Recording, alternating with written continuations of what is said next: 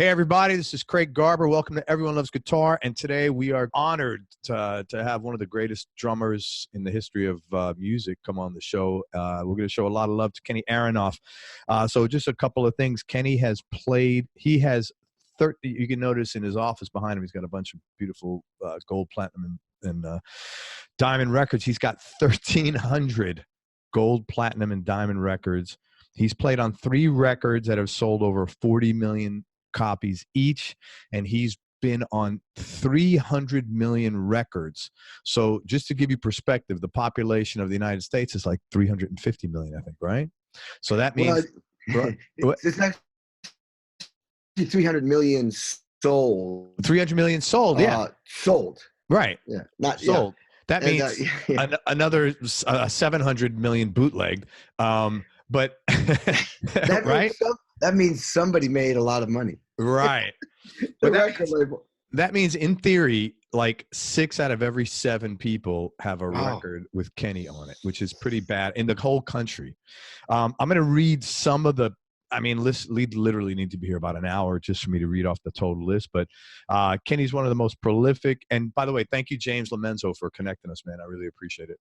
One of the most prolific and successful drummers, going on almost 40 years now, even though he looks like he's 25. Kenny's also has a really good, successful keynote motivational speaking business. Here's a really small sample of the artists he's recorded and toured with. John Cougar Mellencamp for 17 years. And I just heard a story about that, what I'm going to ask you over the weekend. Yeah. Jefferson Airplane, Bob Dylan, Iggy Pop, Elton John, Glen Frey, Slash, Bob Seger, Rod Stewart, Bonnie Raitt, Joe Jackson, Patti Smythe, Tony Iommi, Alice Cooper, Mick Jagger, Santana, Alanis Morissette, Orianthi, Puddle of Mud, Willie Nelson, David Grissom, Bruce, who is on this show, Bruce Kulick on this show, Keith Urban, Paul Gilbert's coming on soon, Supersonic Blues Machine, which he's getting ready to go out with again, Lita Ford, and literally hundreds and hundreds of other people. He's also the author of his autobiography called Sex, Drums, Rock and Roll, the hardest hitting man in show business, and that was published in 2016. Kenny, man, thank you so much for your time. I really appreciate it. I've been really looking forward to talking with you, man. Yeah, thank you. Yeah, it's great to be here. Thank you. So, man, I heard a story this weekend. Somebody was telling me that, and if you could correct it or fix it, when you auditioned for Mellencamp, you didn't get the gig, but you turned around and said to him, "I'm not leaving. I want to find out what I did wrong or figure it out." What's the correct story of that? No, I did get the gig. I was, I had to back up, as a kid, I was self-taught drummer. I was playing outside in Massachusetts. There was nothing to watch on TV. My mom yelled at us to come inside. I thought I was in trouble, but the Beatles were on TV. Saw the Beatles. I wanted to be in the Beatles. Told my mom, I'm only 10. I said, call them up, get me in the band. Because all I knew was I wanted to be part of this. I'd never seen anything. There was nothing on TV. There was no video game. This was like off the charts. I didn't know it, but that was my purpose in life, just to play in a rock and roll band and I found out that as I played the drums, I say, look, my mom didn't call the Beatles up, started my own band. We played Beatles music. I could only afford a cymbal and a snare drum. I stood up and played. But all I know is it made me feel good. And apparently it made me feel so good that it was infectious to other people. I made them feel good in the band, and when we played, it made the audiences feel good. So I went, this is what I'm doing for the rest of my life. But there was nobody to teach me rock and roll. There was no schools of rock. I was self-taught. So I went when I graduated high school, I went to 5 years of intensive classical training. I ended up 4 of those 5 years with Indiana University, #1 school of music. Yeah, great school. The absolute #1 school of music. And the reason why it's #1 is because they got the best teachers that were performers in the biggest orchestras in the world, New York Met. I had to do an opera twice a year in a facility at Indiana University that's the size of the New York Met. And that school, let me just give you an example. I walked into my lesson once with my teacher, no pencil, no eraser, get the fuck out of here. You get an F for the day. Don't you ever show up unprepared to write something down, because when you go, that school was very, very hard to get into. You had to audition and be absolutely at the top, but they would try to flush you out. to get a rating of number one, if you are trying to walk through it or be lazy, they fucking throw you out. As a matter of fact, if your audition's not good enough, you can't even be a performance major. You're an ed major, and you have to do these upper divisionals to prove that you can stay there. This is not a hand-holding, coddling, get stoned and hang out. My teacher was ruthless, but he built me to be what I am.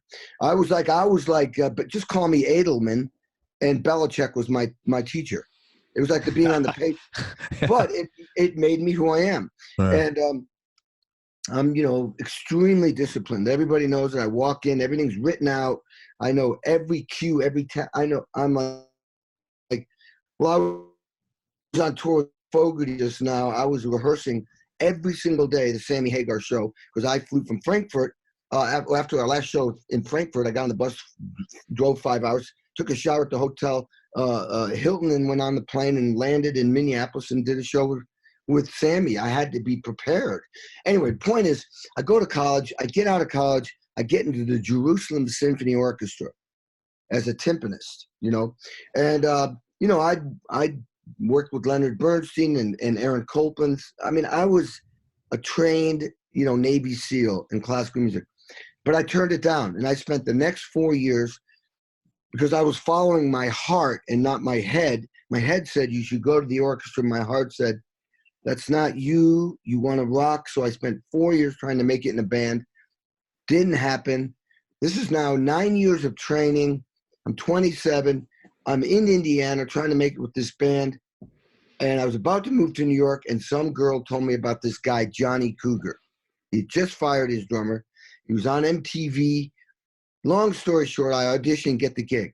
I'm in the band. 5 weeks later, we go to LA. And in 2 days, that's where I got fired from the record. And the reason why it wasn't John. I always thought it was John, but it was the producer. Wanted to get this record done in 8 weeks. Recorded, overdubs, mixed, everything. Because he had to go on tour with the Blues Brothers. This guy was Steve Cropper, the famous Steve Cropper. Yeah. So Steve said to John, look, I don't got time to work with Kenny. Kenny has not enough experience recording drums on records that go on the radio to be number one. Now, I tell drummers, I tell people all the time, you need to know what your purpose in life is. And the purpose of a session drummer or a session guitar player or a session bass player is one thing only. Get the fucking song on the radio to be number one. That's it. It ain't about you. It's nothing about you at all. It's about getting the song on the radio to be number one. We're in the service business. If you walk in there with the attitude it's about you, you're already losing. And I didn't know that. Nobody told me that. There's no rule book about how to do that. But that's what the bottom line is. The other thing is there was no Pro Tools back then.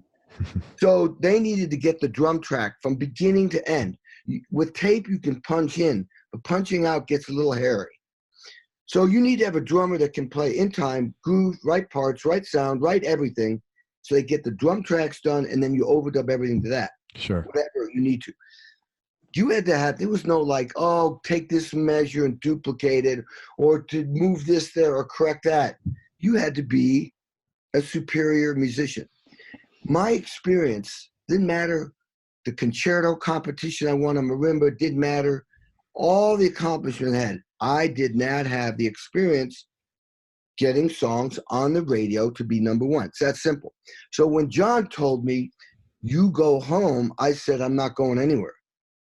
I turned into a fight or fight attitude. It's like, he was taking away my purpose, my bliss, my passion, what I was meant to be. I didn't even know it. This was just all coming out of me instinctually. When he said go home, I went, no, I'm staying here. And I just said, am I still the drummer in your band or what? And he goes, well, yeah, but you're not playing on the record. I went, well, I'm going to go in the studio. And I'm fumbling, trying to save my ass. I'm going to go in the studio, watch these session guys. I'm going to learn from them. And I'm going to watch. And what I learn from them, I'll benefit from that. And you'll benefit because I'm your drummer.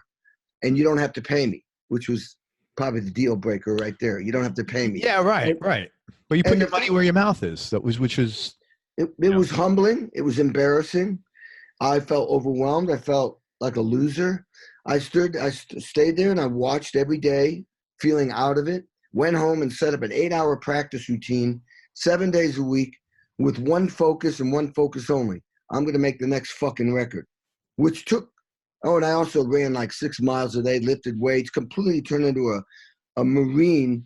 I just refused to accept anything less than I'm going to make that next record. The next record was American Fool, won 2 Grammys.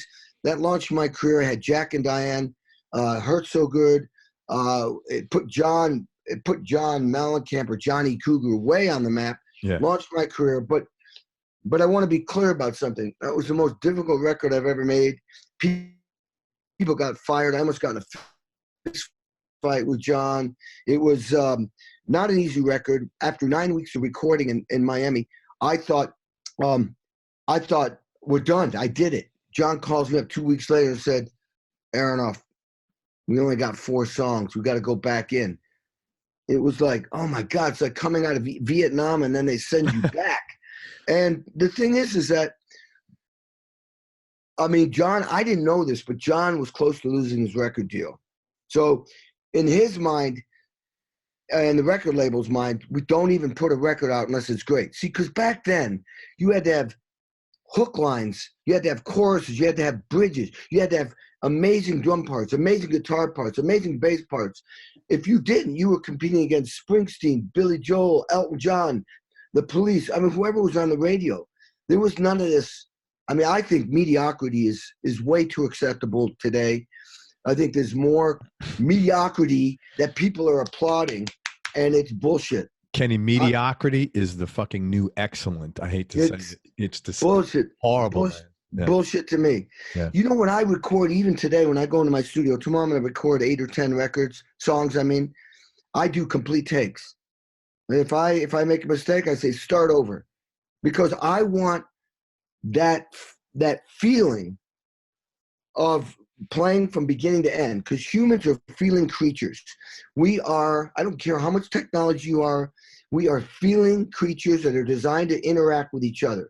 And I believe that, and that's what we're on the planet to learn, is we learn from the experience of feeling and interacting. So when you're texting and you're not seeing anybody, or you're punching in, or you're recording by yourself, it doesn't sound the same as when you're playing in a band. Now, what I do is I imagine I am playing in a band, but I'm in my own drum booth. And if I fuck up everybody's thing. And I want that feeling. I can draw on thousands and thousands and thousands of records I've recorded. I can draw on that experience, and I make believe that this is it. Do or die. You got to get a take, and you can hear that and feel that on the recording. That's my whole point. And humans that are listening to that, they don't know why they like it. They don't know why they feel that, but they feel it because we are humans and we are all about feelings. That's my theory. And so I take pride in making it sound that way. But the other thing is, I don't like it the other way. I want to feel, I just can't accept anything but excellence. And I want to feel that energy. And you can get that even when you're playing by yourself. So let me ask you 2 questions. One is, answer whichever one you want first. One is, how did you get like that? And then, like, with this, how did you become so disciplined inherently, and how did you set your own, and why did you set your own bar so high? And the second part of it is going back to Mellencamp. I only have 4 songs left. Then what happens? Well, the answer to the first question, I have to say some of it, or maybe a lot of it, is my DNA. I was just born that way with that drive. It's weird. My parents were hard workers, but not like this. Now, I have a twin brother, identical twin brother. I've seen a picture of you two. Holy shit. He is as you can't get more identical, man. I know. It's really wild. He's a psychoanalyst, and he's the same way. Now, I was a premature in the incubator. Maybe being in the incubator for 4 weeks made me fight. I don't know. The bottom line is that my parents look at us like, wow, why are you guys so obsessed with being at that level, they just look at us like, wow, that's not the way we were. But so I think it's DNA. And then as a young kid, you add to that the fact that I wasn't the most talented. I wasn't the best. So I felt overwhelmed. I felt fear. I felt like I had to prove myself. When you're a child, you want to be liked. Yeah. All these things actually serve you well to become excellent, because they made me fight harder. As you get older, you might want to. Those things can hold you back in many ways, but at a young age, they made me fight hard. And when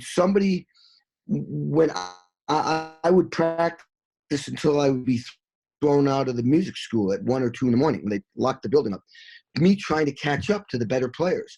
I was very, very competitive. In my sophomore year in high school, I was already a 3 Letterman jock in 3 sports. I was like varsity, everything. Very Which is really unusual for musicians in general. Yeah. Well, I that's just what I was. I was on a soccer team. I was on a ski team, like a downhill racer, and I was like a Western Mass high-scoring high school lacrosse attack player. It was a real tough sport.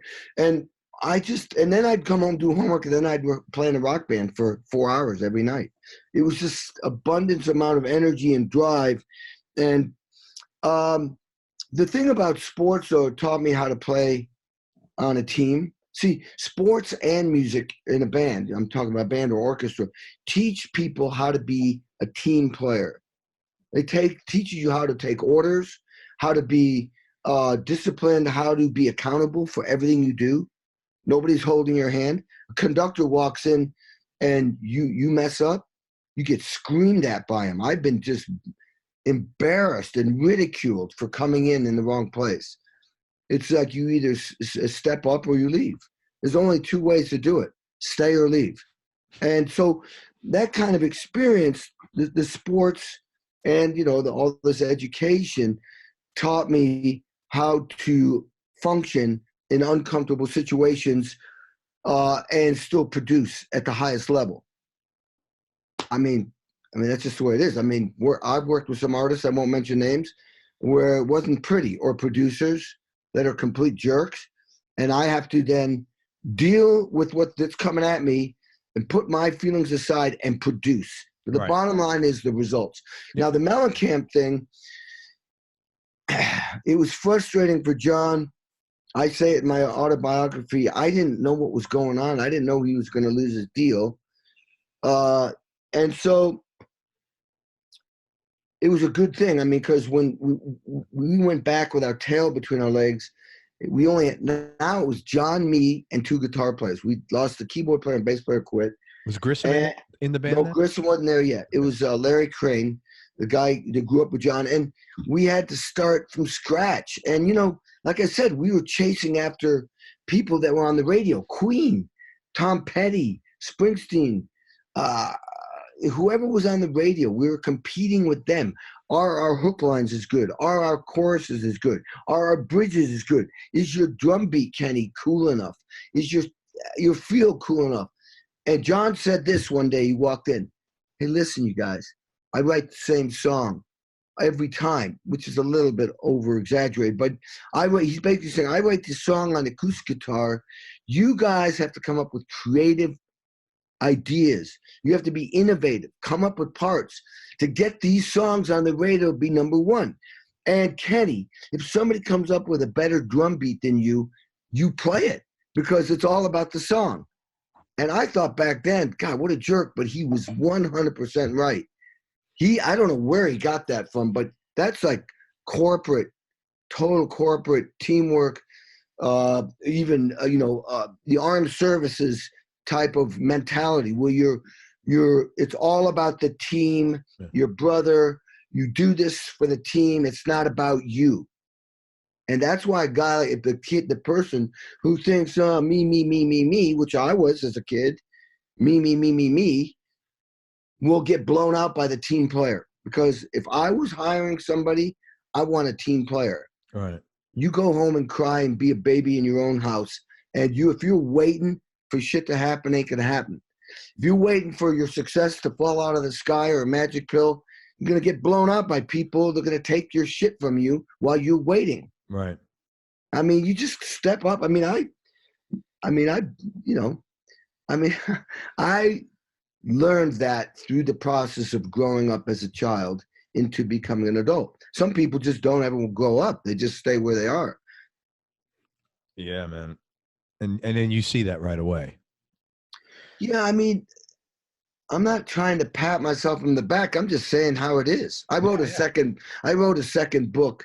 It hasn't come out yet. I just put it to the side right now. I wrote it a year ago. It's called "Are You Living Your Life Loud? Or Are You Dying on the Vine?" Because most people are dying on the vine. Oh yeah. You know, if you want living your life loud is doing the best that you can do in this short life you live. And are you comfortable with just dying on the vine like a little grape? I mean, is this really? I mean, what are you doing here? What are you doing here? That's the question I ask people all the time. What the fuck are you doing here? What is it that you're doing? What's your purpose? If you don't know, you've got to get, you take an idea. The way it works is you take an idea that's in your head. If it stimulates you, you got to move it into your heart, because the heart, words are ideas, but feelings are the truth. And the feelings of the truth are who you are. And in there is what your purpose is. But you can't just think about it. You've got to act on it. You act on it a little bit. And if it makes you feel good, you act on it again. It makes you feel better. You act on it again. Oh, this day it may not make you feel as good. You act on it again, and you start getting bigger and bigger. Now you're acting on your feelings. Feelings are what's going to keep you moving forward. But you have to understand that process, because when you're not feeling it, you have to tell yourself, this is what the brain says, keep going until you feel it again. When you feel it, you own it. It's good to, not too often I could just shut up and listen. And this is one of those situations. That's some of the stuff I talk about in my speeches. That's just, I'm into all this, of course. Yeah, because it's the truth. It is the truth. I know. It happens through motion, not meditation. I know, man. It's just, I get it. I'm going to mention a bunch of artists or situations. Talk about how you got the gig and maybe a cool or interesting story about working with them. But before that, is there a cool or interesting story about Mellencamp, your experience there? Or maybe a shitty story about Mellencamp? Well, no, the thing that John is a fighter, just like he and I were well matched. He was driven because, you know, he wanted to be a rock star. He gets a deal and then makes a record. He made a couple of records on his own. He's got this manager, Tony DeFries, who managed Bowie. And so they invested a lot of money. Might have been $1 million back then to make this guy in England this rock star. The record's done, and Tony DeFries says, here's your record, shoves it across the table to John. Long story short, basically what John saw was an album that said Johnny Cougar. John goes, who the hell is Johnny Cougar? Tony DeFries says, that's you. He says, that's not my name. My name is John Mellencamp. And you have to understand, John grew up in the Rust Belt of southern Indiana, you know, where his uncles, man, these were big mofos. These guys settled their problems with fists. Sure. You know, and his grandpa at 70 was in fist fights in bars. I mean, these guys were tough mofos. And so you go home and say, your name is Johnny Cougar. They're probably, I'm just imagining, they're going, what's wrong with our family name? Right. But Tony DeFries said, that's your name, because he created Ziggy Stardust, which was the name for Bowie. That's what you did back then. So John had to accept that name in order for the record to come out. Record comes out a year later, he gets dropped. Now he's living in southern Indiana, working for the electric company or something, and his name's Johnny Cougar. He has no record deal. That made him upset. I can totally relate. That made him fight even harder. He eventually gets another record deal, but this was created that really fueled his fire to be successful. And he fought every inch of the way. He made his success. He made it. And so I could relate to that. Yeah. That's just one story. I mean, he was always fighting, always, everything from the way we looked on stage, the way we performed. He would scream at you on stage if you weren't playing up to the level that, he thought you should. He was and I appreciate, it wasn't fun all the time, but I appreciate all 17 years because that was part of my education and foundation to move on to other things. Just like the same way going to Indiana for 4 years was the same part where you had guys screaming at you there and teaching. Yeah. I totally get that. It's like, I mean, I should say it's not meant for everybody, and that's fine. That becomes a great education. You go, what? You know what? This is not meant for me. You move on. That's where the school or a Mellencamp is doing you a service because they're helping you understand more who you are. Yeah. But if you go home and smoke dope all day and hang out and watch TV, eating, food, then you're not serving yourself, and you're not realizing this incredible gift we have to be alive on the planet right now. I agree. Come on. After Mellencamp, you got heavy into studio work. How did that come about initially? Well, what happened was we would do. It was a 2-year process back then. Because the bottom line, back then, bands were funded by record labels. Like when you mentioned, I'm on 3 albums that sold 40 million. One was Meatloaf, Bat Out of Hell 2, which had a big hit. I'll Do Anything for Love, but I Won't Do That. And 2 Celine Dion records I won that sold 40 million. And Ricky Martin, 18 million, and there's a whole bunch of other records that did well. But the point is, when the record label's making 82 cents or 85 cents on the dollar times 40 million, that's a lot of money. They can then invest in new bands.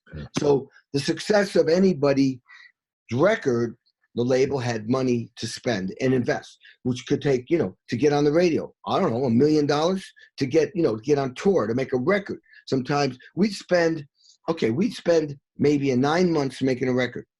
We'd throw records away and start over again. Maybe a year we'd spend, and then you'd promote it. Then you go on tour for a year, and then you take a month off and start again. Right. And we did that for 8 years, nonstop. And John finally, at the end of one concert, Summerfest, in 1987 or 88, whenever it was, the end of the 8 years, said, I quit. I'm done. I went, what? I was in shock. I didn't realize, oh, my God. And when he quits, I'm out of a job. Right. And I just gotten divorced, child support, house car payments, all this stuff. I was going like, oh, my God. So that's when I freaked out for about 24 hours, and I went, wait a minute. Because I'm one of these guys that there's no. If you get when there's always another solution or another approach, another way, always. You just gotta calm yourself to that stage where you're like, okay, now let me approach this like it's not me, it's somebody else, and I'm consulting them on it. Yeah. Yeah, exactly. There's always another way. Oh, I've done the craziest stuff. Helicopters, planes. How much does it cost to fly me in a helicopter to get me there? Anything. I mean, I just use your imagination. Anyway, when John said, I went the next day, I woke up and went, you know what? I've been working with one famous artist for 8 years. Now I'm going to work with every other famous artist. So I went to LA. I was doing some sessions because I was all over the radio and people wanted me. But just because you're in a famous band doesn't mean you're a session musician. So 2 different schools. And I think my training in the universities and learning how to serve and to communicate and to play multiple styles of music. Because I'll back up here. Most people like to try to pigeonhole you. You're a rock drummer, you're a country drummer, you're an R&B drummer. Well, I just refused to accept that. I played every style of music. I mean, I recorded with Johnny Cash, Willie Nelson, Chris Christopherson, Waylon Jennings, George Jones, Conway Twitty, on and on and on, hardcore country artists. But then I've done Smashing Pumpkins, Tony Iommi from Sabbath, Alice Cooper. Then I've done the girls, Alanis Morissette, Celine Dion, Avril Lavigne, and on and on. And then I've done Ray Charles, B.B. King, and Buddy Guy. I mean, I'm all over the map. Not to mention Elton John, Sting, the Beatles, Rolling Stones, Mick Jagger.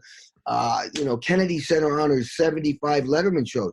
That's a skill set that I spent most of my life working on refusing to be just the rock drummer playing only that music. Sure. And so that's why I had 2 sets of drums in Nashville, 2 sets in New York, 2 sets in LA, Japan, and Germany. I was all over the place. And when people said you're this guy, and I recorded with the Buddy Rich Big Band playing swing, not rock, because I used to be a bebop player. And people go like, well, you're a jazz player, or you're a classical guy, or you're a country guy. I'm like, no, I do it all. Right. And so I'm very, very, very fortunate that I made it happen in all those different genres, which has allowed me to be a better musician. That's the bottom line. Yeah, for sure. When I started to make it as a session guy, I came to LA and I started to get hired. And then I had an incredible opportunity. Don hires me to do a record, and he wins 2 Grammys for Nick of Time, Bonnie Raitt, and Love Shack with the B-52s. Next thing you know, Don's getting called to produce everybody, and he hires me as one of his drummers. Oh, so you're his A-list guy. Now I'm doing Bob Dylan, Bob Seger, I mean, on and on and on. Then I went and did Bon Jovi, and then next thing you know, I'm on tour with Bob Seger, and it just blew up. And then I living in Indiana, and Nashville's 4-hour drive. I started to go after Nashville. Next thing you know, I'm working on I'm on the A team of players, and I'm working on what they call the row. Yeah. I would have just to give people an example, you'd have a 10, 2, and a 6 session. At 10 o'clock, I'd show up at 9, get drum sounds. You record 3 songs from 10 to 1.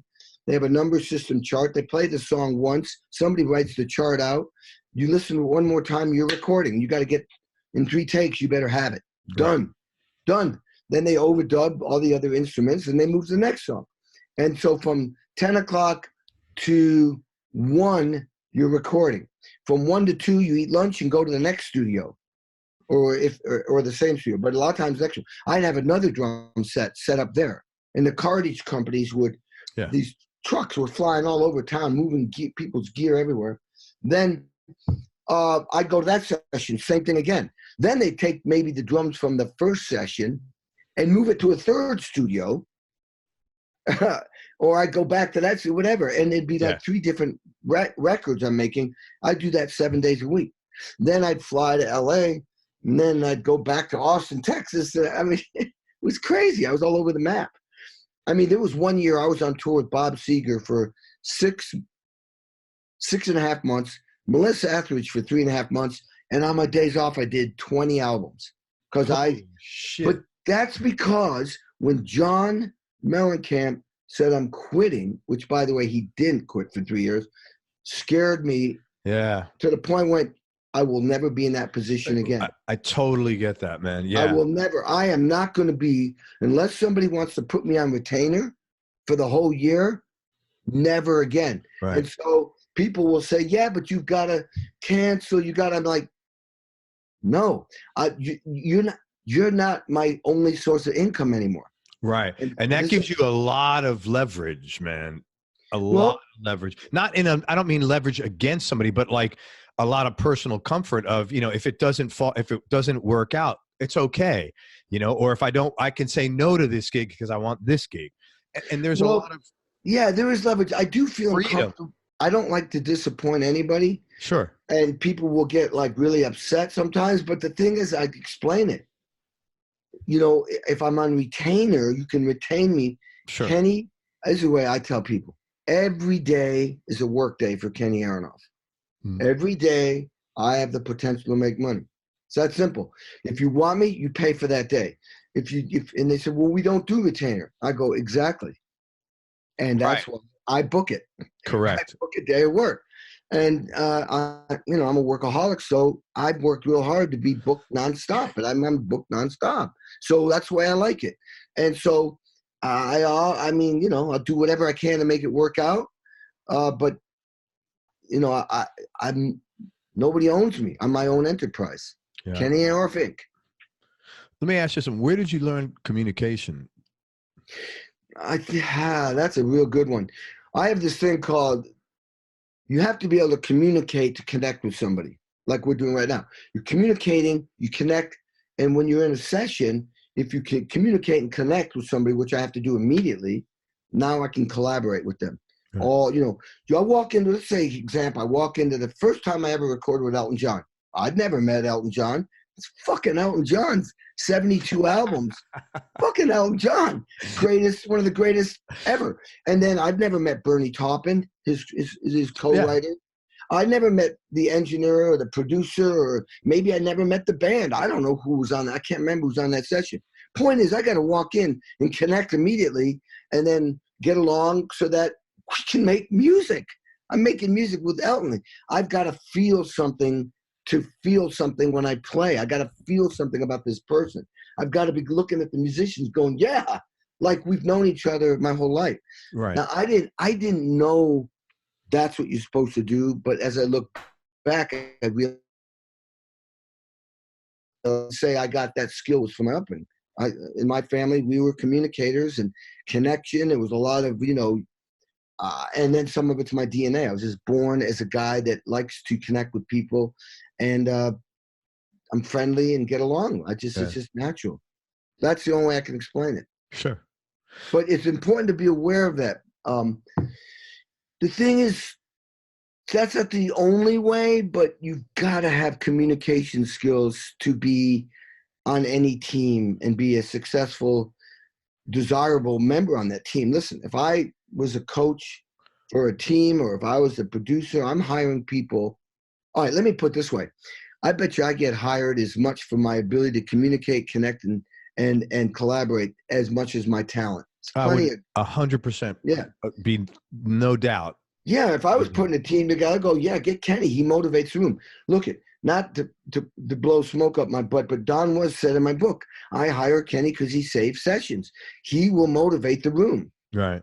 I don't even take credit for that. I was born that way, like I said, and in my upbringing. But you want those guys there to, when this stuff gets weird, and it will get weird, you need to have guys that step up to the plate.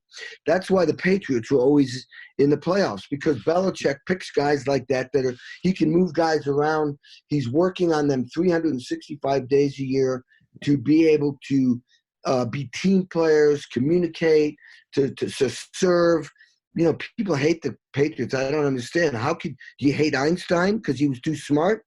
Do you hate... You know what I'm saying? That's a good analogy, man. Why? You hate excellence? What a bunch of babies hating the Patriots because they win. Yeah. I idolize the Patriots. They're not even. Well, I am from Massachusetts. I kind of think, but I idolize. I respect excellence, and there's no other team that's done what they've done. How can you possibly put down excellence? What are you saying?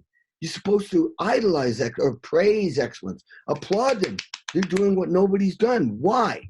Why can that team do that? You should look at them and learn. It's unbelievable. Last year when Kansas City, who's an amazing team that could have easily won the Super Bowl, that could win it this year, when they beat the Patriots, I started laughing. I went, and Kansas knew this. You just woke up a sleeping giant. Because the Patriots went, all right, that is what we have to beat, because we're going to go through that team to get to the Super Bowl. All you did was teach the Patriots what they have to do.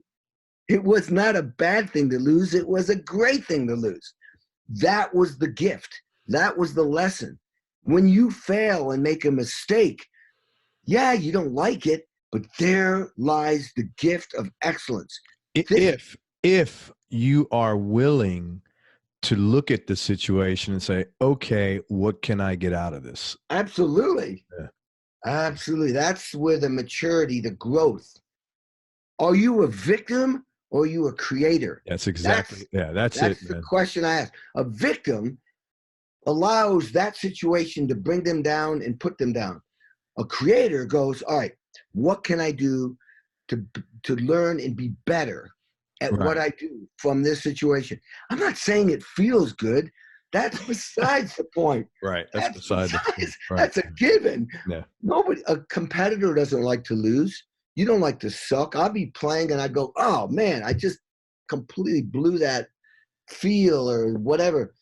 But I also then go, okay, stay on it, stay on it, stay on it, stay on it. From this point forward, don't do that again. And then at night I review what I did. I go, okay, why did I do that? All right, blah, blah, blah, blah, blah, blah, blah, blah. Always trying to improve. You never, ever, okay, I got the saying, it's called this. I'll never be as great as I want to be, but I'm willing to spend the rest of my life trying to be as great as I can be. Sure, man. That's a running back in football. Sorry if you don't like football, but the analogy is perfect. The running back in football, these are powerhouses. These are the most powerful, most evolved superheroes in football. And do they get a touchdown every time they get the ball? Hell no. Yeah. They keep trying. That's the lesson. They keep trying. They're looking at the end zone. Where they want to go. And at the end of 20 years when they retire, they go, oh, I did pretty good, you know? Yeah. It's always looking at the goal line, where you want to go. Yeah. I want to mention some names. So tell me how you got the gig with these guys and a story or a good experience. Did I read right? Al Pacino? What the hell did you do with Al Pacino? And how cool was that? It was, what was that called? Danny Collins. It was a movie called Danny Collins. And my mom went to the movies and said, oh my God, that's my son. What it was Danny Collins is about a successful singer. It would be like a good equivalent would be Neil Diamond. Okay. He's at the end of his, he's big, but he's not happy.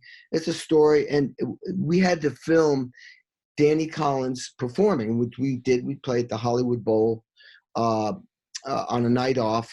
And we filmed him doing what would be his big hits.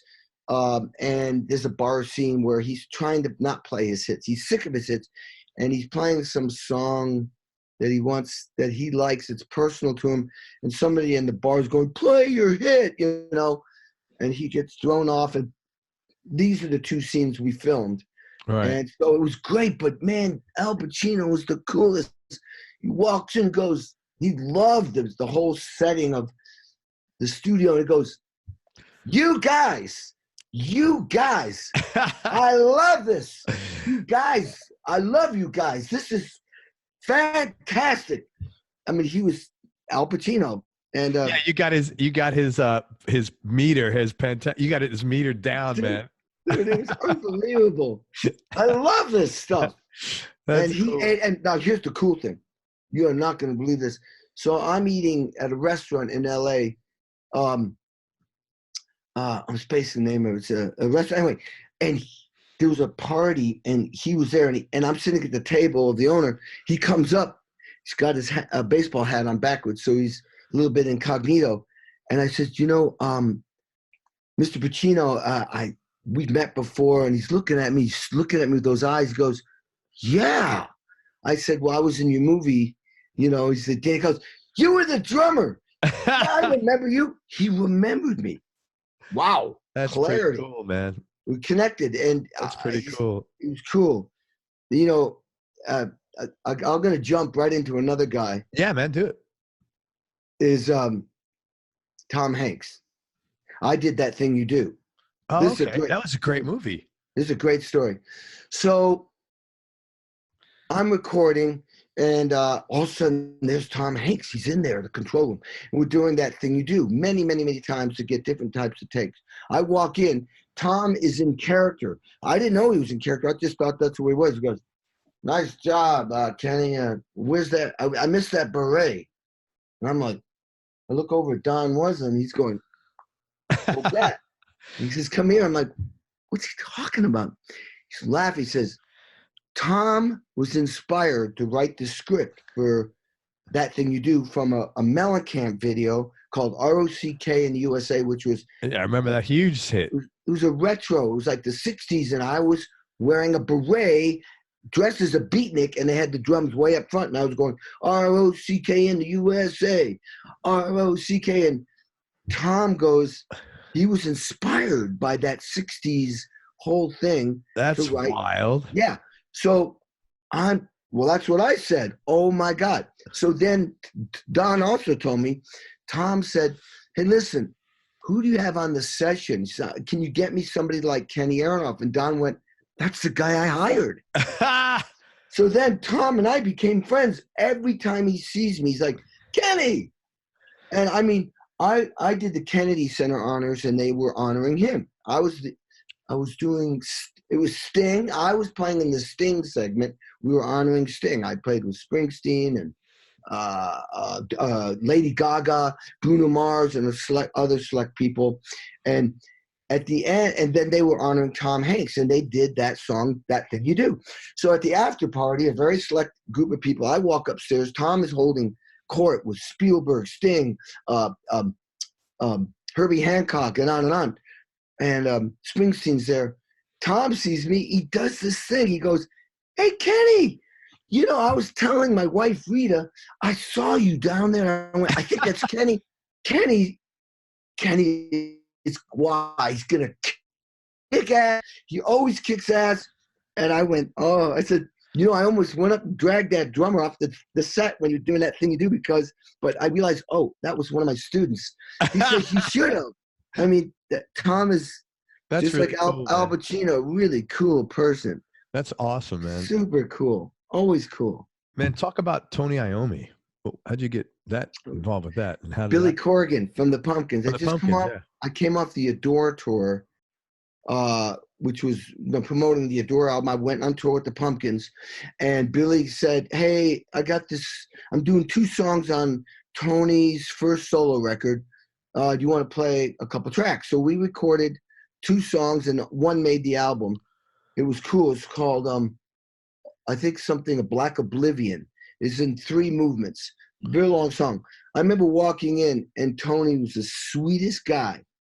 And it was one of the coolest things. And I mean, Tony's sweet. His hook lines are unreal.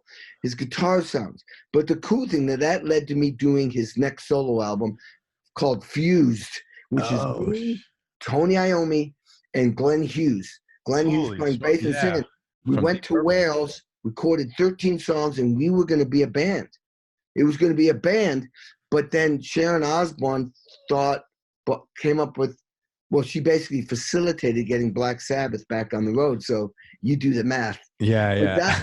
So Tony and I became friends. I email him every so often. And we lived in a farmhouse where Sabbath used to make records, and they live in this farmhouse in Wales called Monmouth. It was an old farmhouse, and it's next to this studio down the road from the studio called Rockenfield, I think, or Rockin' something, where Queen did their records. Rockfield or Rockenfield or something. I mean, this was historic stuff. That's amazing, man. Yeah, pretty amazing. And recording all the songs and having breakfast and the farm animals, you hear, you know, the roosters going off and the cows mooing in the morning. It was so cool. Santana. All right, so that was a Michelle Branch song that I'd done a couple of Michelle Branch records, and John Shanks, my buddy, who's I had John on the show. I know. Yeah, John's great. I just saw John. We were in Europe, Fogerty playing this big ass festival, and Fogerty played right before Bon Jovi, so we got to hang out. But John hired me to play on this song that was a duet with Michelle and Carlos Santana. No, I don't think Carlos sang. I think it was her singing and he was playing. Okay. Yeah, maybe it was a duet. I don't know. But anyway, that's how that worked out.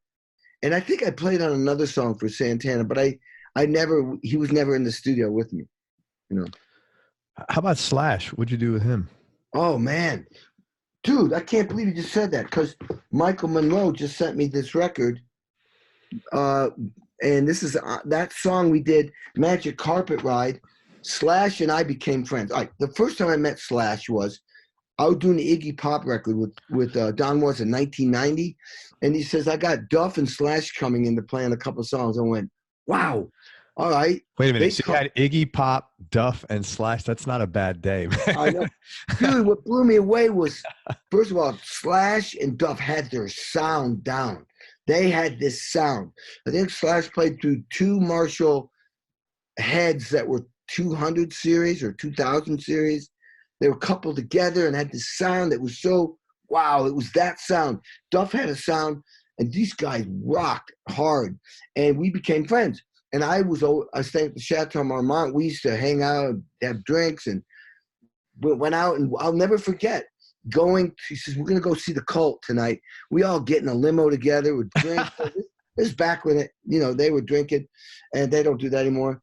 I want to be clear about that. And we were drinking. We roll in, or actually we roll out of the limo, and they're actually looking to check out Matt Sorum as a possible drummer. Holy shit. Yeah. Matt's playing with the Cult. Sounded great. Yeah. Matt remembers us. Somehow he saw the limo. He saw us falling out of the limo. He says, you were there? I said, yeah, I was one of the guys. So they were checking Matt out. That was the history of them checking to see. I remember they were very concerned about, is this the guy in between drinks? And anyway, we all became friends. And then I'd run into Slash and Duff over the years. Well, at one point, there was a movie called Coneheads with Dan Aykroyd. Yeah, I remember that, yeah. Right. So Slash got asked to do Magic Carpet Ride, a remake of Steppenwolf. Well, they were on tour, their big album. They were on tour. Yeah, probably. They were on tour for a year and 8 months. Slash flies me out there, and Michael Monroe, and it must have been the bass player. I can't remember if the bass player was Michael Monroe's bass player, and Michael Klink was the engineer and producer. They fly us to London. We do the record on a day off with Slash. Then Slash invites up me and Michael to go out. I think it was Reading, 70,000 people. We go to the concert, and then Matt comes up to me and says, hey, every night we have somebody deliver pizza during the show, and then we do an acoustic thing. He says, you got to deliver pizza and then stay on stage and play congas. So Brainiac here, in my crazy, wild days, decided I'm going to deliver with a towel around my waist. Just a towel. I had underwear on, but I delivered. I remember Axel looking at me, what? Who are you? And what are you doing with a towel? He gave me that look like, what? That's funny, man. Everybody else was laughing. But then I forgot I had to play congas. And remember, play congas, you got to spread your legs. Yeah, that's right, man. I remember girls pointing at me. Anyway, those are some of the stories. But Slash and I remain friends. I think his birthday this is his birthday, bro. Today? I have it on my calendar. It's his birthday. That's so funny. Happy birthday, Slash. There you go. Happy birthday, Slash. Yeah. And so, yeah, we've all remained friends, Duff and me too, It's cool. They're great guys. Really, really good guys. Tough question. What are your top 3 favorite studio experiences? That's got to be like asking, I know that's. Well, one of the biggest, I'll just say all the Mellencamp stuff, because that was like we were making hits, and it was, I guess you could say, Criteria, when I had to come up with Jack and Diane on the spot. That was me either getting fired. I had to come up with that drum fill on the spot, or I saw people getting fired left and right. I'd already didn't make the first record. This was me trying to prove myself. I walked in one day, and the co-producer, Don Gaiman, had this metal box, and he goes, hey, Don, what's that? He says, it's this new thing called the Lin 1 drum machine. And it's, the Bee Gees are using it next door, and it's the newest thing. It's cool. I went, oh, cool, man. They were into dance music and stuff. I said, what are you doing? He says, well, we're going to use it on the song Jack and Diane. I went, what? I'm being replaced by a machine? I got replaced by 2 humans 2 years ago. Now a machine. I'm like, fuck that. Grabbed the machine. I said, well, I'm going to program it then. I read the manual and came up with the whole intro, which is all drum machine. Programmed it, gave it back to them. I went, fuck, what's going on, man? What is happening to my world? I'm being replaced by a machine now. I'm like, am I still in the band or is the machine in the band? Yeah, so, right. 3 hours later or 2 hours later, I get summoned in the control room and Mellencamp goes, hey, dude, we need some drums here after the second chorus because the machine was it was cool for a moment. See, the thing about the Lin 1 is it had 8 outputs, so they would bring it up on the, on the mixing board. You could mix it. But after a while, it was boring. So John in the Air Tonight with Phil Collins had come out already. John's thinking, oh, well, if he can do it, we can do it. They used a drum machine too. Oh, I didn't realize it was I didn't know it was a Lin in the beginning of that. Okay.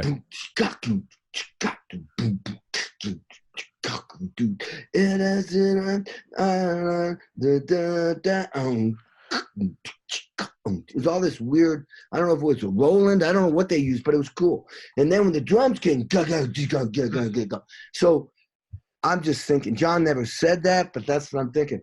So all I know is we got to have a drum break. And I am crapping in my pants because I'm going, you have to save this song to save your career. And thank God we spent the whole day getting drum sounds in this big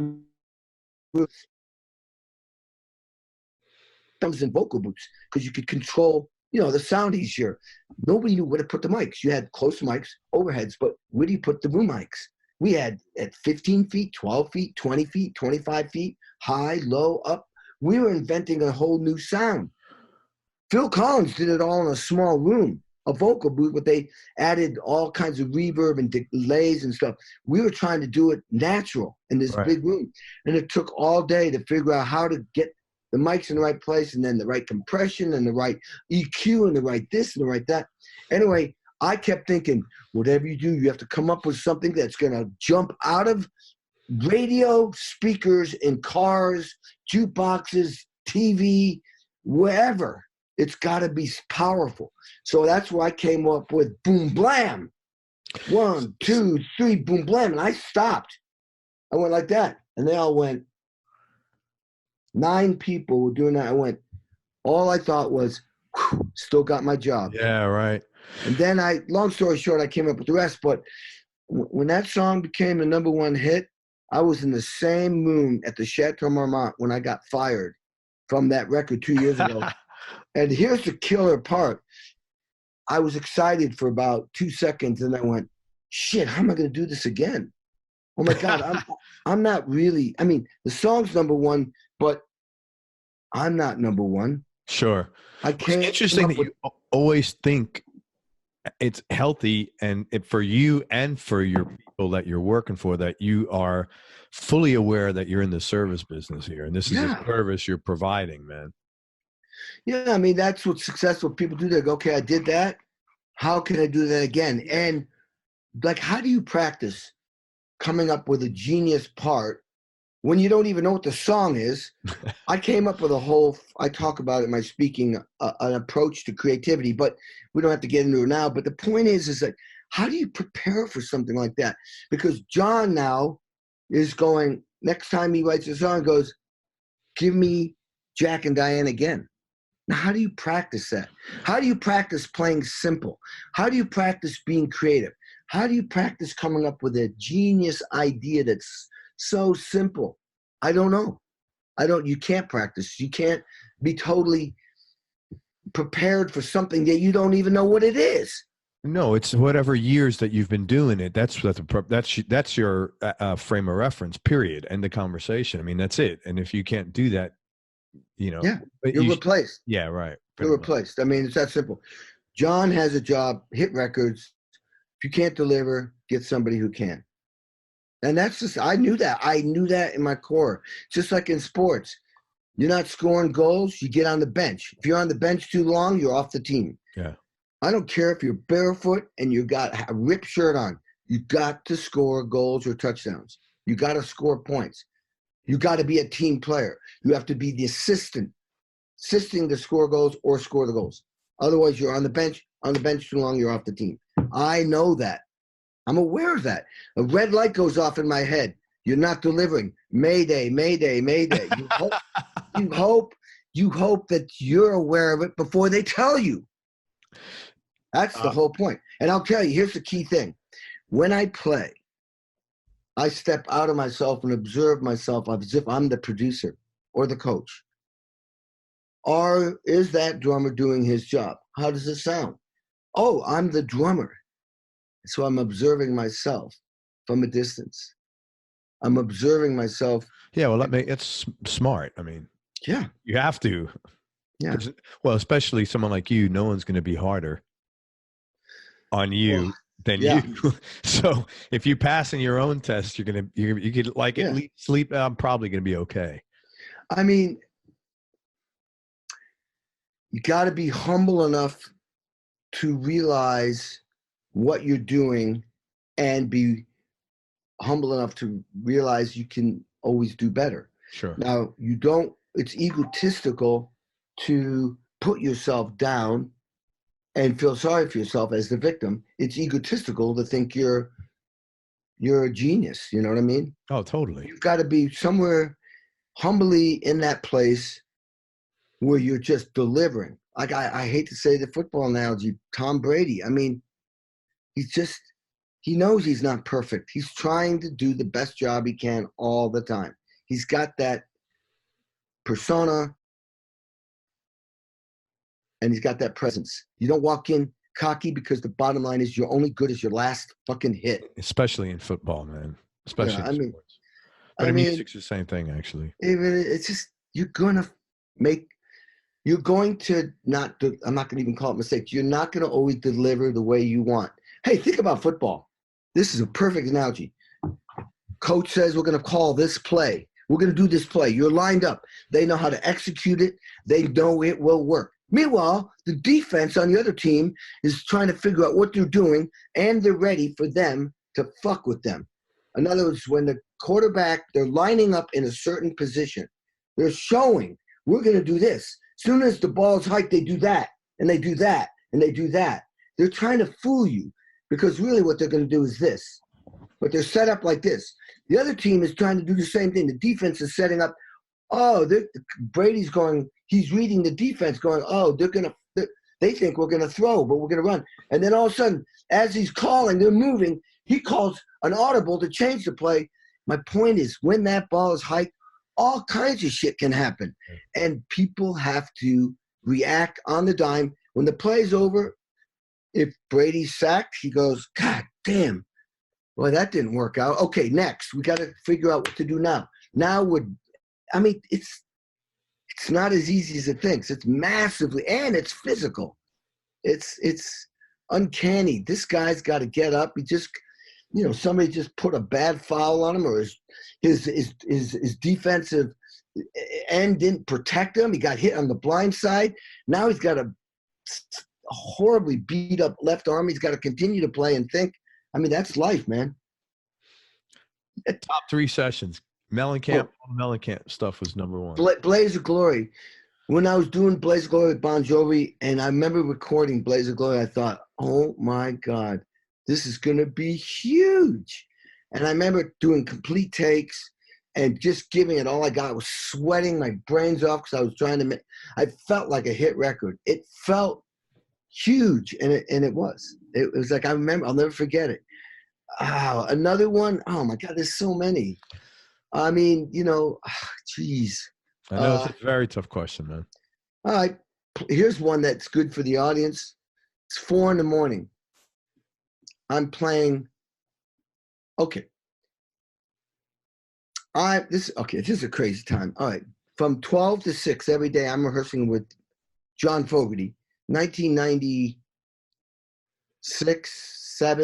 we're rehearsing for Fogerty tour. First time he's going to play Creedence Clearwater songs in 20-something years. Okay. From 12 to 6. At 7, I had to be at another studio, do a record that, what's his name? Oh my God, the keyboard player, the organ player from Springsteen. My buddy, I'm just brain dead right now. No, it's okay. He's producing a record. I'm recording from 7 to 11. And then from midnight, I get invited to stop by the Rolling Stones, where they're recording by Downs. I walk in. There's where was all this, in the city or? It's all in L.A. Okay. Hollywood, L.A. I walk in, and there's Charlie Watts and Jim Keltner and Keith Richards, but no Mick Jagger. What's happening is Keith is in Studio 1. In Studio 2, Charlie is recording his solo record. Keltner goes, after about an hour, goes, "Hey, Charlie, you should have Kenny play some percussion. He does some weird shit." And I do. Bizarre stuff with different instruments. You should have him record on your record. So I go back there, and Charlie's a gentleman, and he liked what he did, and he invited me to come back the next day. And then he invited me to come back the next day. This is his jazz record he came out with. Okay. So this is 3 days in a row at midnight. Yeah, midnight. It goes on to 4 days and 5 days and 6 days. So I do the whole week. On the weekend, I did was it John Bon Jovi's second solo record, something like that, Destination Everywhere. The next week, I walk in, all of a sudden, Mick's there. And then Ronnie Wood's there. Now we're recording a Stones record in the back where Charlie was. And I'm like, oh, my God. And I'm playing a gourd with a brush on it. The song starts with, it's 4 a.m. And it starts off with either Keith playing acoustic guitar or Mick. And Charlie's in there. And this is brilliant because this is a compliment to Mick Jagger. He comes up to me and goes, in the English accent, and he goes, "Hey, I like what you're playing on the gourd, but don't get in the way of Charlie Watts's hi-hat." Now, the reason why that's so incredible is talk about service and understanding teamwork. Mick Jagger understands that he's Mick Jagger, but he's not the fucking Rolling Stones. The Rolling Stones are bigger than Mick Jagger. Yeah. And he's going, Charlie Watts's feel on the hi-hat is part of the sound of the Stones. He gets it. The lead singer. I'm being excited because a lot of times lead singer think it's all about them. Oh, but yeah. Mick knows it's not all about him. It's about him, Ron Wood, Keith Richards, and Charlie Watts. That's the Stones that feel. So Kenny, cool, but don't get in the way. And when the record came out, they didn't have me in there. They took it out. Totally. So that session to me, one, I'm playing with the Rolling Stones. Two, Mick Jagger fucking gets it. Mick Jagger, one of the most successful bands ever, one of the most ridiculous lead singers, visionary guys, and he's sitting there going, he gets it. Where some, I won't mention names, egomaniac, selfish person thinks it's all them. Right. Only them. Mick's worried about his hi-hat. Yeah, that was pretty cool. That was cool, reference man. that you're talking about it in there. Yeah. And Charlie, listen, when I was a bebop player and I was a fusion guy trying to be Billy Cobham and more is more, my whole world's looking at a telescope. When I got in the Mellencamp, I learned to look to a microscope, a different direction, both completely different worlds. Charlie Watts and Ringo Starr are my heroes. At that time, were not my heroes because I was trying to be fast, chops. So I was like, ah. And then I came back and realized, holy shit. Yeah, you try to play like any one of those guys, you can't do it. Yeah. Because when you played that few notes, feel and expression and space between the notes, that's like Phil Rudd with AC/DC. Nobody can sound like that. Right. Or John Bonham playing Kashmir. Oh, that's an easy beat. Oh, my God. Bah, what a song. Are you kidding me? That's why Jimmy Page basically didn't want to play with anybody when Bonham died because Bonham understood playing ba, ga, boo-doo-doo, ka, boo-doo-doo, ba-da. He understood playing that way, which was R&B, against Page's feel and part was amazing. It made both of them sound great. He understood simplicity. He was a musician. He would sit and listen to R&B all day long, drinking beer. He understood musically. You don't think he had the chops to play more against ba-da-da, ba-da-da, ba-da-da, ba-da-da, ba-da-da. You know, he could have done a million things. No. Ba, ba, ba, forever. He knew that was right. Dude, unbelievable. Same as last question, top 3, but this time top 3 live musical experiences. Well, I'm going to clump them. Kennedy Center Honors, 7 years Kennedy Center Honors. You're playing in front of the president. You're playing with Sting. You're playing with Chris Cornell. You're playing with Springsteen many times. You're playing with Mellencamp. You're playing with Elton John. You're playing with Steven Tyler. You're playing with McCartney. You're playing in front of the president. Every year you're playing in front of the Who. It's just endless. You're playing with everybody. And you're reading music. You got 2 days of massive rehearsals. You don't want to fuck up. That is the Super Bowl of any live performance. That's a good way to say it. So that's one. That's one.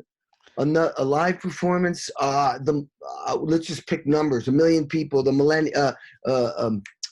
Obama inauguration. I played with 25 artists out of 27 that day.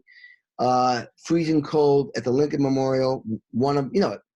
I'm playing with Mellencamp. I'm playing with Beyonce. I'm playing with Josh Groban. I'm playing with Herbie Hancock. I'm playing with Sheryl Crow. I'm playing with Garth Brooks. I'm playing with Bon Jovi. I'm just everybody. An iconic history in America, live, 1 million people there. Not to mention the millions all over the world. Sure. Don't want to mess up. So that's a memorable one. Oh my God! What else? Live? Jesus Christ!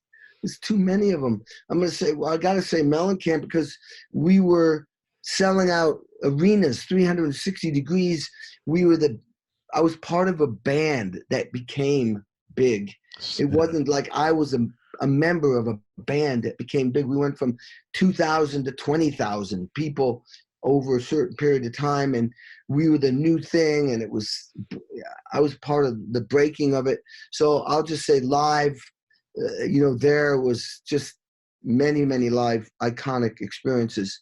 But then how do I say, doing the Letterman show. I know.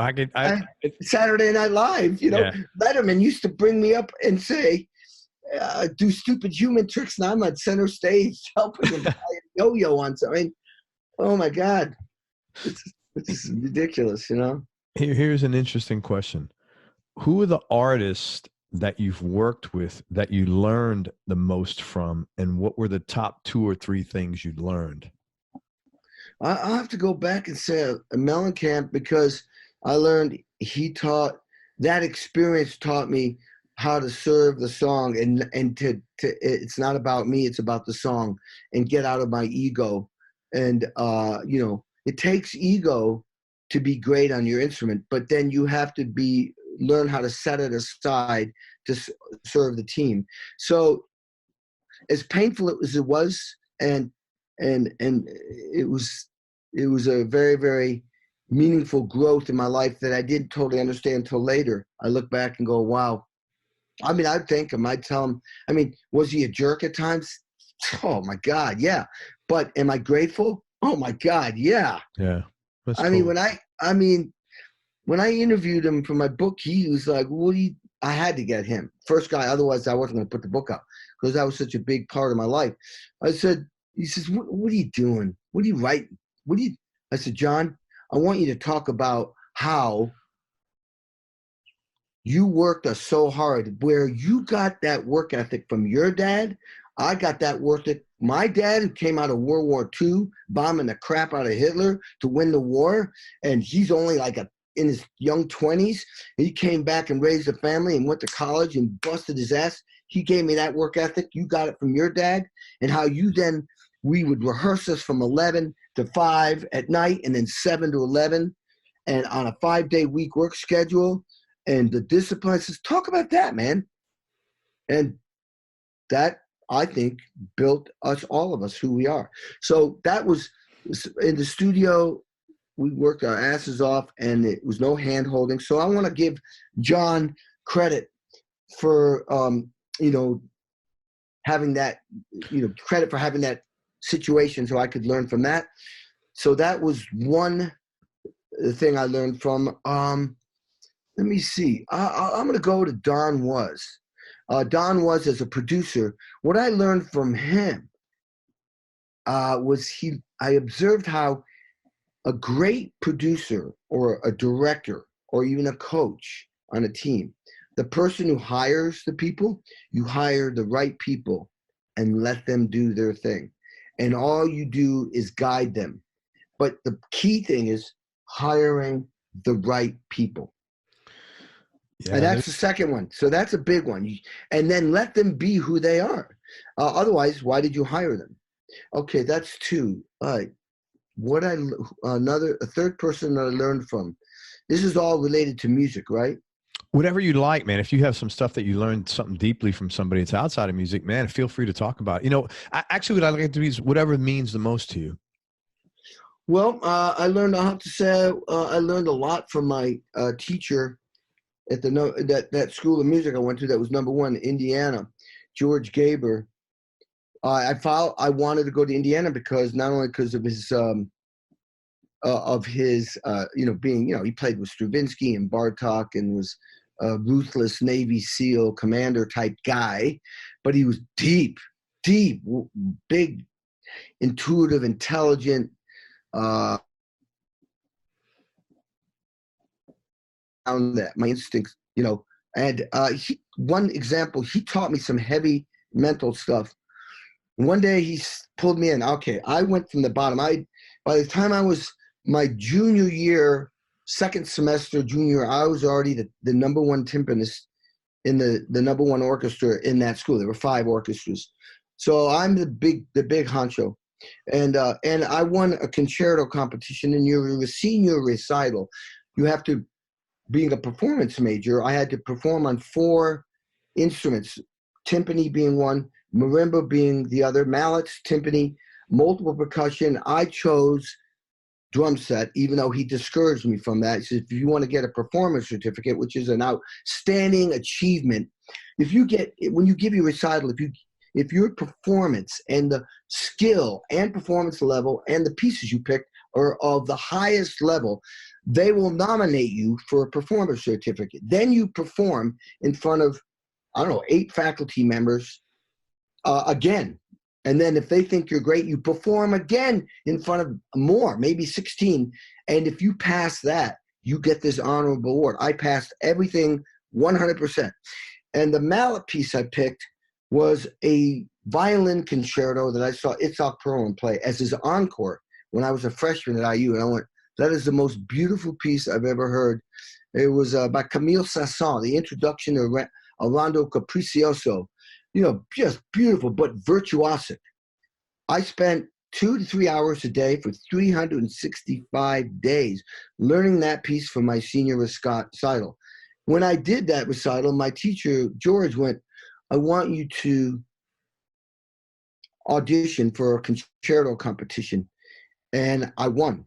And what that meant was then, in this big opera hall the size of the New York Met, I was going to perform that piece center stage, memorized with a 60-piece orchestra. With wow. And scariest, scared shitless. But I mean, the last pages,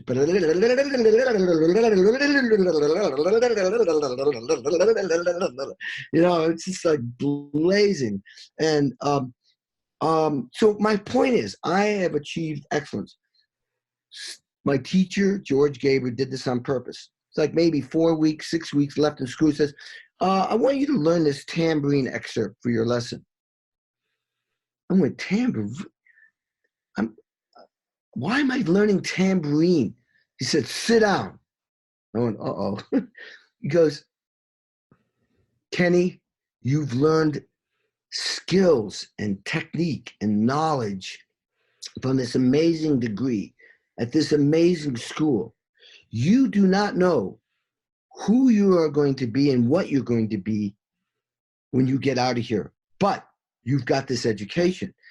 You might end up being, you don't know it. You might have the weird technique in your hands with all this knowledge to be a great basket weaver in Mexico. I'm like, what? And he starts naming these things. And he said this, you may end up being a famous rock drummer when you get out of here. And I went, I hope not. Because at that point, I didn't know that was my thing. I was I wanted to be Billy Cobham in the Mahavishnu Orchestra or something. And at that point, I was fighting it. And so I'll go back further. When my freshman year, when I got there, my mom asked George Gable, said, is Kenny really, I mean, she's looking around at this big school. She says, is he really talented enough to make it? He stopped her and he went, Mrs. Aronoff, I have no idea who Kenny is and what he's going to be. Ask that question in 10 years. It's up to him. And you want to know something? 2 years ago, I said, what was 10 years after that day? To the month, 10 years after that, Jack and Diane went to #1. And let's go back to that lecture he was giving me. You don't know. You might be a rock star drummer. And I went, I hope not. How funny is that, man? How about that for a lesson? He was right. He's saying you don't know, but you've learned amazing skills and a lot of knowledge, both as a drummer and mentally and academically or psychologically, emotionally, spiritually, whatever, here that you can then move on, but it's going to take a while. He was right. Unbelievable. He spelled it out. I didn't understand it back then, but now I look back and I'm like, wow. So now that I understand that, but here's the thing is, why did that resonate with me? Why did I remember that? Because somewhere deep inside my deeper knowledge, I knew he was right. Or the universe knew he was right. And absolutely. And I'm connected to the universe. Yeah, I totally believe that. Yeah. So, my dad said a few things that stuck with me too, that I would go like, oh my God. But the thing is, he was right. And the lesson, the takeaway from that is that, first of all, when you hear something or read something that resonates, be aware it's resonating for a reason. It's because you already know. Yeah, man, it's so important. You're alert and clued in to be open to that shit, man. I think so.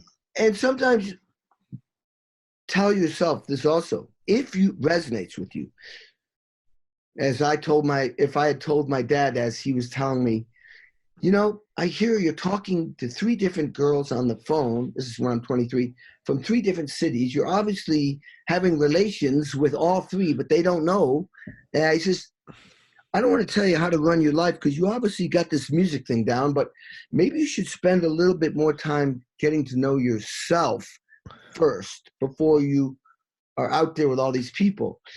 And my reaction was, Ma, you don't understand. But I remember thinking clearly he was right. And damn right. Otherwise, I wouldn't have reacted. I would have gone, oh, okay, whatever. Yeah, right. What I wish I had told him, the mature Kenny would have gone, you're right, Dad. I should be telling the truth to everybody, what I'm doing, what's going on. Right. But you know what? I'm going to spend the next 35 years fucking things up, and then I'll get back to that. But you have kids, man. Your kids don't listen to you, and then later in their mid-20s, then they come. Well, that's what life is. Yeah. You know what my 11th commandment is? What's that? The 11th commandment is this: thou shalt not bullshit yourself. That's maybe the most important one. It is, because at least be honest with yourself. Say, you know what? I'm a this, I'm a that. I got to do this. But don't lie to yourself. Yeah. You don't stand a chance of improvement if you're bullshitting yourself. Totally, man. So, yeah. How about low points, Kenny? What are some of the low points or dark periods you've had to deal with, and how'd you get through them? Well, I'd say my first divorce was a shocking emotional experience, which I'd never experienced. And I had a kid who was 3 years old, Nick. Nick is killing it. He's 6'3" or 4". He's really good looking. I mean, we're talking supermodel. I'm wondering if I'm even his dad, but I mean, he's got a full head of hair. He's going for his doctorate in psychotherapy or psychoanalysis. But he was my drum tech for 3.5 years. Great, incredible, hardcore Buddhist, beautiful cat. And he, when I got divorced, that was like, oh man, I'd never experienced the scariness of going through and what's happening with them and they're scared, I'm scared. It was horrible. And I remember my lawyer saying to me, Kenny, trust me, it will get better. And I remember thinking, intellectually, I know he's right, but I can't feel one bit of what he's saying to me. And the lesson was, it did eventually get better and everything did work out. Yeah. And so I will never forget that, because we were like, all of us were just suffering because it was a new experience, ripping the family apart. And, oh my God, how are we going to survive? And, oh my God. And I felt, the guilt. How old were you at the time?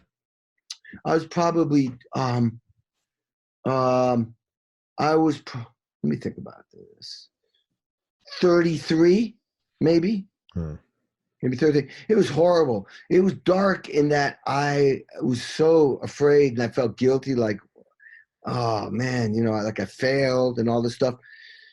But, beautiful thing about music is music, it leaves, resonates love, joy, happiness, spirituality, and faith. So at least I could do, that was an incredible gift right there, to learn how to go through something so deeply emotional and triggering fear, insecurity, overwhelmness, devastation, all that you have as a child. This was ignited all of that. And to get through that, there is an incredible lesson there that you now know you can do it, and shit happens. Right. And so that was a scary, scary, dark time, and I got through it.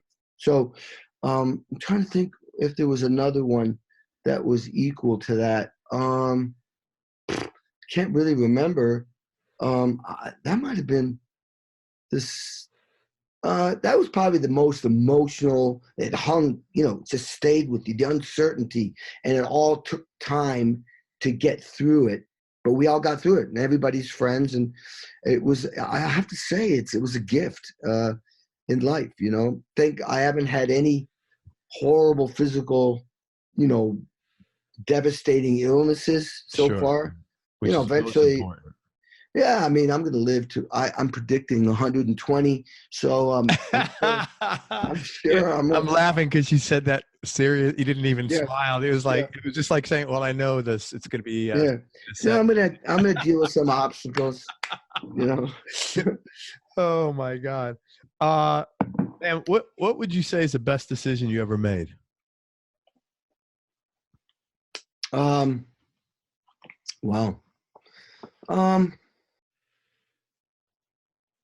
I'm not going to think of a specific decision. I'm going to think the best decisions I've ever made have been following my heart. Like, for example, would be not doing the Jerusalem Symphony Orchestra, not going for certainty, but going for possibility. Why? Because I followed my heart. That would be the best decision I've ever made, is following my heart when your brain is saying you shouldn't do it, but you do it anyway, because your heart is never wrong. Yeah, but you have, I mean, I don't know you well, obviously, but the vibe I get is that you've always made that, you've been inclined to make that decision about your whole life through things. Ultimately, I will, but I can be tortured by the brain challenging the heart. Okay. But now I understand that really, I was, I've been tortured, like to go through that first divorce. I mean, it wasn't working for a long time, where I was thinking, I didn't suddenly just follow my heart all at once. It took a long process for me, because I'm a fighter. I'll stay in the game for a long time. Sure, I totally. And there's value with sticking to something, but then you have to understand when it's better to move on. Yeah. And there is no wrong decision, because all you're doing is making moves in your life to learn as a human being. So if you're going to get divorced 10 times, so be it. Yeah. You're probably, you're hopefully learning. And sometimes you have to make, many, many mistakes before you move. Everything is for a reason. Everything a purpose. If you want it to be. Yeah. I would have to say, though, maybe a little bit to challenge you, if you're getting divorced 10 times, that you probably might maybe not have stopped to think about at some. Well, no, but the thing is, the idea is hopefully you're getting closer to figuring it out. Right. Hopefully, man. Yeah. Fuck, hopefully, right? Yeah, I know. What's the most important things you've learned about yourself, Kenny? Oh my God. The most important thing is, without being specific, is that, learning is endless, and that I wish I had 300 years because I'm just beginning to understand how much I don't know, that kind of thing. Yeah. The most important thing is to, one of the most difficult and important things is to learn to love yourself and appreciate yourself for who you are. Because if you can't love yourself, you can't really love anybody at the level, because you have to accept your own flaws and imperfections, which, by the way, there are no imperfections. You are designed, you are what you are for a reason, and it's to learn a lot. But, we all, when we're little kids, we want to be the best athlete, the best musician, the best this, the best talk. There's always things you want to be, and you have to, at some point, so my dad said, or my mom would say, you are perfect. I'm like, bullshit. Johnny and Dave just punched me in the face saying I'm an ugly motherfucker. But you are perfect. But they don't think I am. And I want them to like me, as a child. And so you're in your adulthood, which serves a purpose to be a fighter, to try to be the best. But I think one of the biggest lessons is to learn to accept yourself, who you are, but still strive to be the best that you can be. I hear that, man. What's the happiest moment or happiest time in your life? You keep looking for specifics. I keep giving you global. I know, man. What's going on here? I know. Are you gonna run for office next or what, man? No. Oh, dude. First thing I do is tell them everything they could nail me on. I did it. Now what? Let's see. Yeah, give me a specific. The question, what was the what? Happiest moment or happiest time in your life? Oh my God, there's so many of them. One of them is, it's so obvious, is when Nick was born, my child was born. How old is he now? He's 35. Oh, that's cool. Yeah, he's that was different. Another happy time was in the music world. It's when Jack and Diane went to #1. And I first, back then when you went to #1, it was only a couple charts. It wasn't like #1 today where it's like 100 charts and you can be #1 on some obscure. When you went to #1 back then, you were #1. You were on every radio station, every TV station, everything. It was like global #1. It was. And now you can be #1 on the Boston, disco influence Latin music chart. Yeah, exactly. So #1, another one was I'll do anything with love, but I won't do that. It was like I remember telling people, it was like a 8.5-minute song, and then they wanted me to record the intro to that song a year later. And I went, you guys are wasting your money. Nobody plays. They play 3.5-minute songs, maybe 4. You're wasting your money, but go ahead, whatever. Song was #1 in 15 or 20 countries in 1 week. I couldn't believe it. Was Eddie Martinez on that record? He might have been. No, not on that one. Eddie was on a lot of records. That might have been Tim Pierce. Okay. I don't think it was Eddie. I might be wrong, but Eddie was on some of those. Yeah. Buddy of mine, good guy. Yeah. Who's had the biggest influence on your life, both musically and then also personally? Oh, well, that George Gaber guy from as a child, Vic Frith, timpanist of the Boston Symphony Orchestra, and Arthur Press, percussionist of the Boston Symphony Orchestra. They grabbed me at a young age and taught me shit. I mean, Arthur Press, it was almost like whiplash, where he was yelling at you and screaming at you as you're trying to perform. I'd have 4-hour lessons. It was brutal, but I'm grateful for that. Seiji Ozawa and Leonard Bernstein, one of the greatest conductors in American history. Seiji Ozawa was like a dictator, ruthless. Bernstein showed his strength and power with love and passion. Both demanded a lot. If you read my autobiography, there's a great story about both of them talking at the podium, and I'm in the back. I'm the only one on stage because I'm cleaning up all my percussion shit, and I hear them talking, and what the words that were exchanged between them was unbelievable. Where basically Ozawa, I'm at Tanglewood. It took me 4 years to audition to get into the #1 student orchestra in America, run by the Boston Symphony Orchestra. They only take 7 percussionists in the whole world. I failed 3 years in a row auditioning for Vic Frith, and eventually the 4th year I get accepted. And the first day of a rehearsal, this is the most supreme student orchestra in the country, if not the world. They sounded like the most professional orchestra. Zara comes in, he's got everything memorized, but he acts like he does. What are we doing today? And his conducting was ridiculous. It was like just amazing. And he just rips everybody apart.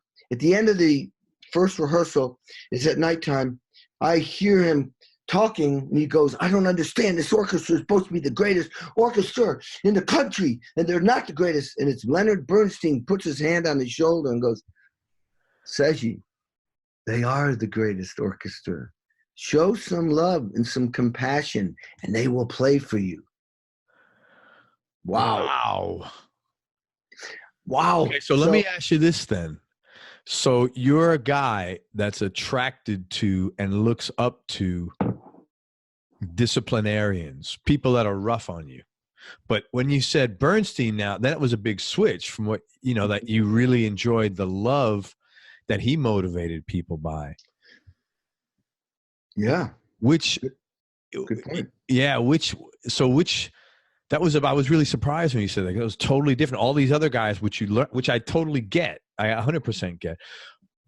What did he have in sharing that love that made you rise up where these guys didn't have that, and they, the sharp sword, or however they did it? Yeah. Well, first of all, the to be able to deal with an Ozawa was that's all comes. I learned skills as a child. I call them risk manager skills. You learn as a child. If you're going to survive, you have to deal with the mean coach, the mean teacher, the mean instructor. I chose that in order to be great, and it meant more to me to be, great, to be accepted, to be liked. Like any child wants to be accepted, liked, and you had to embrace fear. I had to embrace being the small guy and get in fights and be the competitive athlete, to be competitive everything. You had to learn to deal with the scary people. And I chose at a young age, I guess, without me even knowing it, that's what you do. Yes, sir. You want 100 push-ups? I'm going to give you 200. Right. Just to show you.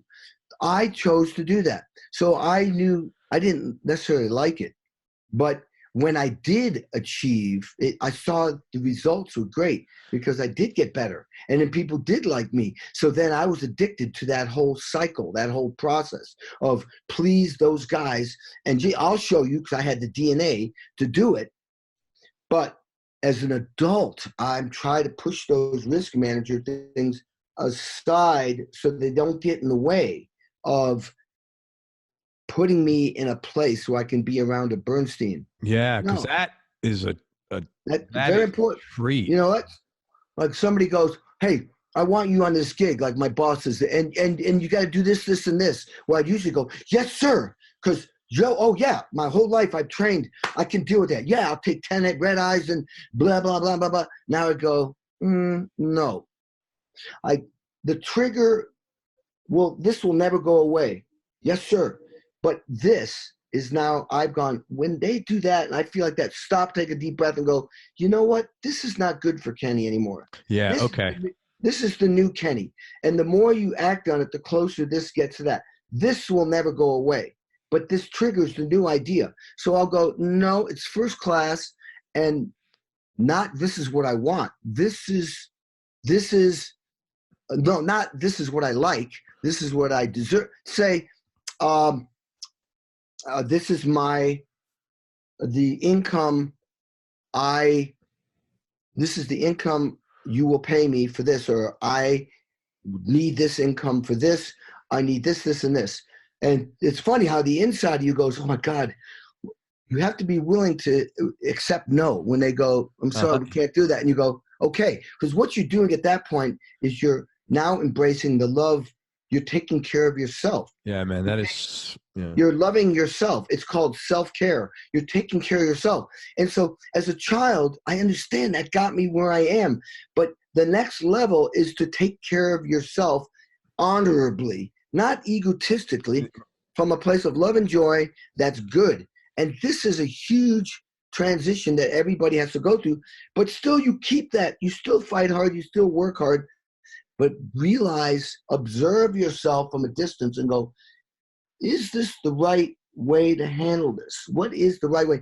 Because so Bernstein taught me, wow, he demands just as much as Ozawa, but he shows love, which is teaching me you need to be Bernstein to yourself, not just Ozawa to yourself.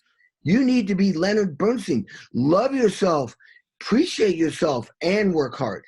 But that's a hard thing to do when you have X amount of years of Ozawa. It's hard, man. I totally get it. Well, Ozawa got me where I am. Right. See, the Ozawa and the Bernstein live in all of us. Yeah.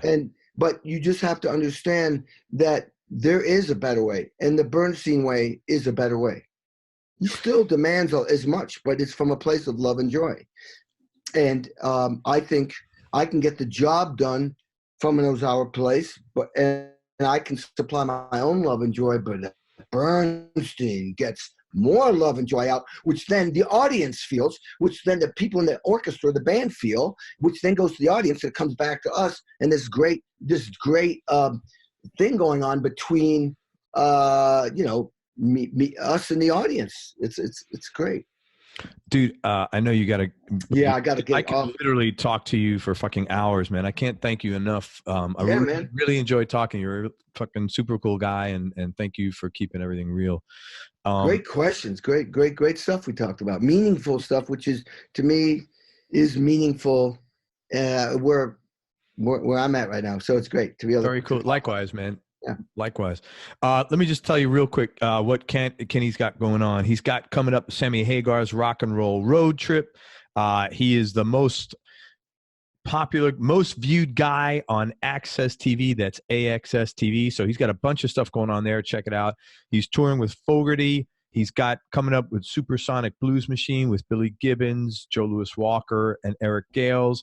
He's getting ready to go in the studio with two of the greatest at what they do, Joe Satriani and Doug Pinnick. And then he's going out and doing a record with Satch. He's got the Hendrix Experience, and then back out with Fogerty. You remind me of, I remember In Living Color? Yeah. One job. You're that guy, man. You're the guy that was saying one job. Man, and maybe I'll see you when you come down here, Hendrix Experience. That'd be great. Guys usually come to Tampa. Kenny, we already did it. Oh, man. In March. Or April, March. Well, man, you're playing with enough people. I got a great chance of seeing you. Yeah. Watch Access TV. I saw 6 shows I was on in one day. I was just going to watch one.